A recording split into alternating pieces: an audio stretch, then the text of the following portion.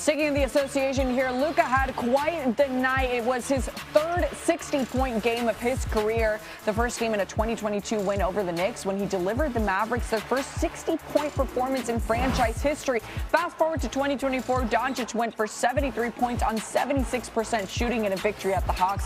That remains the highest field goal percentage in any 70-point game in NBA history. And that brings us back to Thursday. Luka Doncic has the third most 60 pieces among active NBA players and is the first Laker with 60 since Kobe did so in his final career game on April 16, 2016 against the Jazz. With a guy like Luka, you never know when you're going to have to scramble a shot together and get Dave McMenamin on camera to talk about it, and he joins us right now. So, Dave, Luka, 100 points in a two-game span. He seems to have found another gear of late. What is behind this? Yeah, David, if Luka can play the back-to-back in Houston and Miami, I can certainly set up my own television gear to talk to you about the game that he had. And what's behind it, J.J. Redick says, is clarity of mind for Luka Doncic. Obviously, last season, it was so shocking for him to be traded in the dead of the night from the Mavericks to the Lakers. It took him some time to find his footing. He's been dealing with a tough situation off the court with both of his daughters being with his ex-fiancée in Slovenia. But everything has kind of crystallized for him, and if he plays his game and plays it on both ends, he's going to have his support from his teammates, from his coaching staff. And right now, you can tell he's enjoying playing basketball again. And when he brings that level of joy, usually a level of spectacular results follow it. Yeah, it's fun to watch him right now. That's for sure. It's fun to watch the Lakers. They're going good. But they've had a little bit of a rocky stretch traveling and stuff. What's the last 48 hours look like for this team? It's been pretty crazy for this team, David. They played an 8:30 tip in Houston last night. They traveled through the night, didn't get to their Miami hotel until around 5 in the morning. Luka was dealing with a sore right hip. LeBron had a sore left foot. Austin Reeves had a sore right arm. They all kind of spoke throughout the day, and they decided, you know what, let's go for this thing. And they were able to withstand an early stumble. I think they fell down 9-0 to begin this thing. Luka got hot, particularly in the third quarter, 19 of his 60 points in the third. And they rode that energy to a victory. Now 8 in a row, 11 of their last 12. They're the hottest team in the NBA right now. How about that? And they continue their Florida swing. They take on the Magic on Saturday. Dave McMenamin giving us his thoughts on another historic night for Luka, putting up. Blazers as the only Lakers player with at least 50 points and 5 steals in a single game. It's the first time Doncic has done it in any uniform in his NBA career. Steals became an official statistic in the NBA all the way in 1973, 1974. Trying to imagine what he could do with a good 8 hours sleep. We're back with Richard here now. This guy's incredible. Now, that's 8 straight games with 30, and he doubled 30 tonight. Put it in words, Richard, what you think of what Luka is doing right now. He's showing you that he's that once-in-a-generation player. This is the Luka that every year we believe has a chance at the MVP, and that's what makes Luka so special. I was in Houston last night. Denver, they beat. That was a tiebreaker game. They go and win 2 games in Houston. I thought this was a throwaway game. I was like, there's no way. All of these guys show up at 5 in the morning. Everyone's available. Everyone plays. They're down in the first half, and they gut out a victory because of a majestic performance by Luka Doncic. If the Lakers aren't showing you something right now, if they're not showing you something right now, if you look at their last, not just Luka's play, but the play of DeAndre Ayton, the way that their team is coming together, it is a beautiful thing to watch, and they are going to be a very dangerous team. And let me just say this. You have Jokic, Luka, Jaylen Brown, Shea, Cade Cunningham, and you got Wemby, and you only have 5 spots on that first team All-NBA.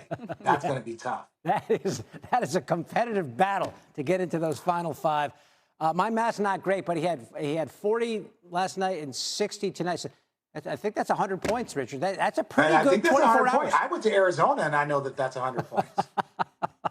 Richard Jefferson giving us his analysis here on what Luka and the Lakers are doing at this point in March.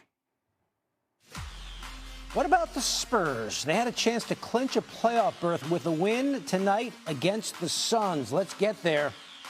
Devin Booker not much interested in that particular storyline. Gets into some paint, fade away, just a scorer. He does it night in and night out. And then Book going downhill, flips it in with the left and one. He had 22. Suns up 6 after the foul shot. They led by 10 in the fourth quarter. Where is Victor Wembanyama?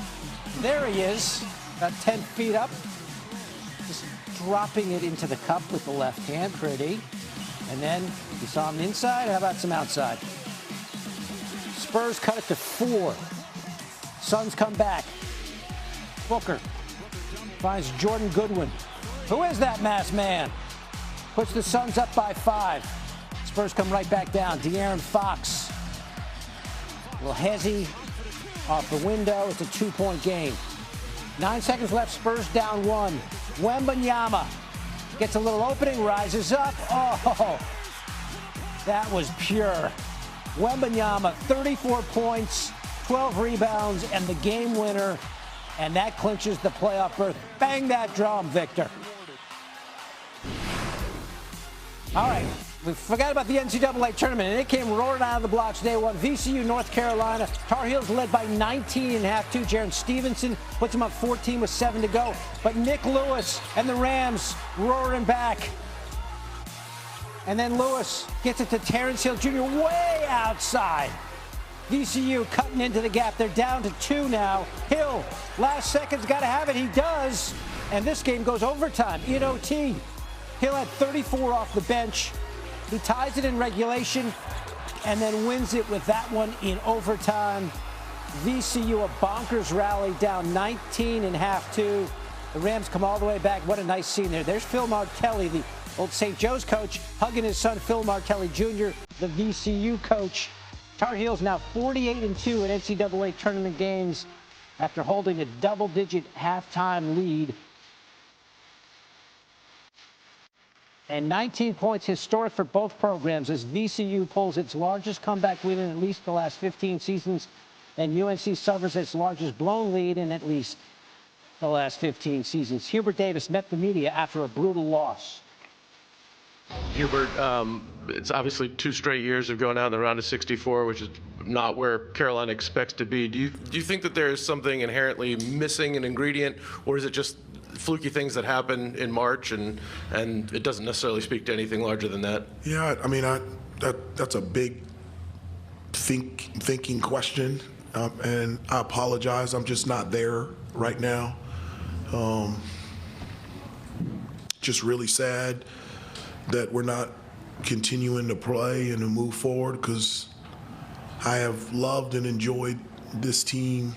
I enjoy and love all of them, but I've just really enjoyed coaching this team, and I really wanted this group and these kids to experience more. And so, but other than that, I'm just thinking about these guys and the rest of the guys that are in the locker room. I think we can say the madness has officially started. With that, we bring in our college basketball analyst, Sean Farnham. A 19-point lead blown by the Tar Heels. Those last 6 minutes of regulation is really where it just all went wrong for them. But how did UNC let this one slip away, Sean? Well, I'm not a math major like Richard Jefferson. I went to UCLA, and I know that percentage is a lot higher than this percentage over here. And that's been the problem all year long with North Carolina, like we talk about. And some of it was masked a little bit down the stretch, and they competed a little bit better at the defensive end of the floor. But they were susceptible to getting beat off the bounce. And they got beat off the bounce in this game, in particular in the game-tying bucket on a straight-line drive to the basket, where the defense was everybody's guarding their guy and not having awareness of where the ball was. And defense is about connectivity. All 5 guys operating as one, going to the same spot. And this is a Carolina team that you think about, you know, if they had Caleb Wilson, this is not a 6 seed. This is more like a 3 seed. Coulda, shoulda, woulda. You got to win these games. A standard is a standard at North Carolina. You're up 19 points in your opening round game. You better be able to finish it. They didn't. They let them off the hook. And VCU, as soon as that door was open, they're like, hey, we'll walk in.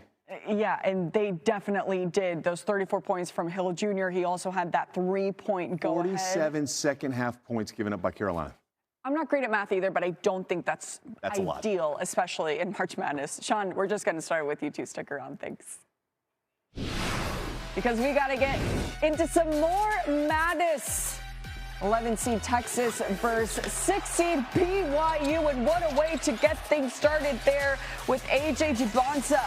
Now it's Dalen Swain scores on the reverse layup. Texas up by 12.